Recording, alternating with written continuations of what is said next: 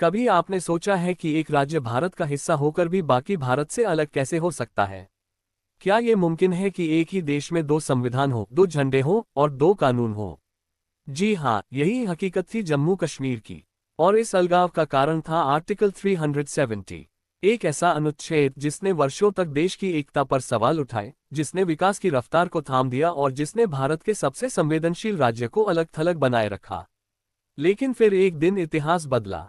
एक ऐसा कदम उठाया गया जो आजादी के बाद भारत की सबसे बड़ी संवैधानिक कार्रवाई कही जा सकती है, आर्टिकल 370 को खत्म करना। आज हम बात करेंगे कि आखिर ये आर्टिकल 370 था क्या, इसे क्यों बनाया गया, किस तरह से ये भारत के बाकी राज्यों से जम्मू कश्मीर को अलग बनाता था, और सबसे बड़ी बात, इसे हटाया कैसे गया। क्या ये फैसला सही था? इसका असर क्या पड़ा? चलिए शुरू करते हैं इस ऐतिहासिक यात्रा को समझना आर्टिकल 370 की कहानी। साल था 1947 जब भारत को आज़ादी मिली और पाकिस्तान नाम का नया देश बना। ब्रिटिश इंडिया की 562 रियासतों को ये अधिकार दिया गया था कि वे भारत या पाकिस्तान में शामिल हो सकती हैं या फिर स्वतंत्र रह सकती हैं। इन्हीं रियासतों में से एक थी जम्मू और कश्मीर। इसके शासक थे महाराजा हरि सिंह। उनकी इच्छा थी कि वो स्वतंत्र रहें, न भारत में शामिल हो न पाकिस्तान में। लेकिन अक्टूबर 1947 में पाकिस्तान समर्थित कबायलियों ने जम्मू कश्मीर पर हमला कर दिया। मजबूर होकर महाराजा हरि सिंह ने भारत से मदद मांगी। भारत ने मदद के बदले एक शर्त रखी कि जम्मू कश्मीर भारत में शामिल हो। 26 अक्टूबर 1947 को इंस्ट्रूमेंट ऑफ एक्सेशन पर दस्तखत हुए और जम्मू कश्मीर भारत का हिस्सा बना, लेकिन एक विशेष स्थिति के साथ।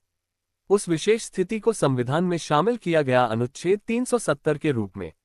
इसका मुख्य उद्देश्य था जम्मू कश्मीर को भारत से जोड़ना, लेकिन एक सीमित और विशेष स्वायत्ता के साथ। आर्टिकल 370 के तहत जम्मू कश्मीर को भारत के बाकी राज्यों की तुलना में विशेष दर्जा दिया गया। भारत के संविधान के अधिकांश प्रावधान राज्य पर लागू नहीं होते थे।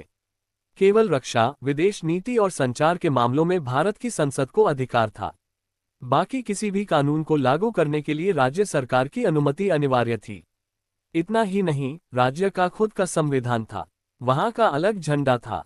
जम्मू कश्मीर में भारत का नागरिक सीधे जमीन नहीं खरीद सकता था। और एक और विवादित अनुच्छेद आर्टिकल 35A, जो 1954 में राष्ट्रपति के आदेश से जोड़ा गया था, उसने राज्य सरकार को ये अधिकार दिया कि वो तय करे कि स्थायी निवासी कौन होगा।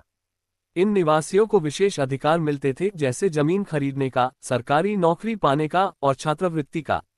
यानी अगर कोई बाहरी व्यक्ति, चाहे वो भारतीय ही क्यों न हो, जम्मू कश्मीर में जाकर बसना चाहता था, तो वो कानूनी रूप से ऐसा नहीं कर सकता था। समय के साथ साथ ये अनुच्छेद विवाद का विषय बनता चला गया। इसकी आलोचना होने लगी कि ये भारत की एकता के खिलाफ है, ये समानता के अधिकार का उल्लंघन करता है। जम्मू कश्मीर में विकास रुक गया था, निवेशक नहीं आते थे क्योंकि जमीन खरीदने का अधिकार नहीं था। अलगाववादियों और आतंकवादियों को ये विशेष दर्जा समर्थन देता नजर आता था। राजनीति में आर्टिकल 370 हमेशा एक गर्म मुद्दा रहा है। भारतीय जनता पार्टी लंबे समय से इसे हटाने की मांग करती रही थी।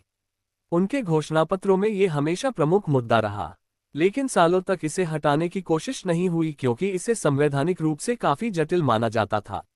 लेकिन 5 अगस्त 2019 को सब कुछ बदल गया। एक ऐतिहासिक सुबह भारत के गृहमंत्री अमित शाह संसद में खड़े हुए और एक ऐसा प्रस्ताव रखा जिसने सबको चौंका दिया। उन्होंने राष्ट्रपति के आदेश और एक bill, Jammu and Kashmir reorganisation bill के जरिए घोषणा की कि आर्टिकल 370 अब निष्प्रभावी कर दिया गया है। साथ ही जम्मू कश्मीर को 2 केंद्र शासित प्रदेशों में बांट दिया गया, जम्मू कश्मीर जिसमें विधानसभा होगी और लद्दाख बिना विधानसभा के।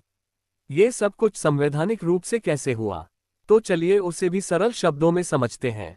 आर्टिकल 370 के क्लॉज 3 में लिखा था कि राष्ट्रपति भारत का संविधान जम्मू कश्मीर पर लागू कर सकते हैं, लेकिन इसके लिए राज्य की संविधान सभा की सिफारिश जरूरी है। समस्या ये थी कि जम्मू कश्मीर की संविधान सभा 1957 में ही भंग हो गई थी। इसके बाद कोई नई संविधान सभा बनी ही नहीं। ऐसे में सरकार ने कानूनी रूप से रास्ता निकाला। उन्होंने राज्यपाल, जो राष्ट्रपति का प्रतिनिधि होता है, को संविधान सभा के रूप में माना और उनकी सिफारिश पर राष्ट्रपति ने आदेश जारी किया कि आर्टिकल 370 अब निष्प्रभावी होगा। इसके बाद लोकसभा और राज्यसभा दोनों ने इस प्रस्ताव को पारित किया। इस पूरी प्रक्रिया ने देश भर में भूचाल ला दिया। कई लोगों ने इसे ऐतिहासिक फैसला बताया, तो कुछ ने इसकी आलोचना की और सुप्रीम कोर्ट में याचिकाएं डाली। कई विपक्षी नेताओं को नजरबंद किया गया, कर्फ्यू लगाया गया, इंटरनेट सेवाएं बंद कर दी गईं। लेकिन धीरे धीरे स्थिति सामान्य होती गई।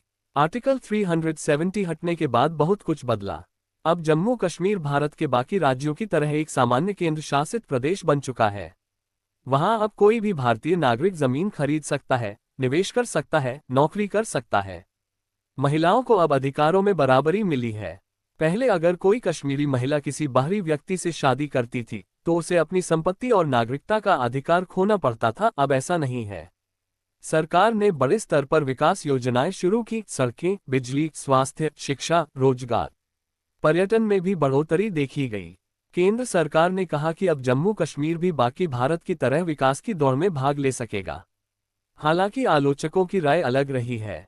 उनका मानना है कि यह फैसला बिना कश्मीरी जनता की राय लिए किया गया। कुछ ने इसे संघवाद पर हमला बताया, लेकिन जमीनी हकीकत यह है कि आर्टिकल 370 भारत की एकता और समरसता में एक बाधा बन चुका था। इसका हटना एक मजबूत राजनीतिक इच्छा शक्ति का प्रमाण है।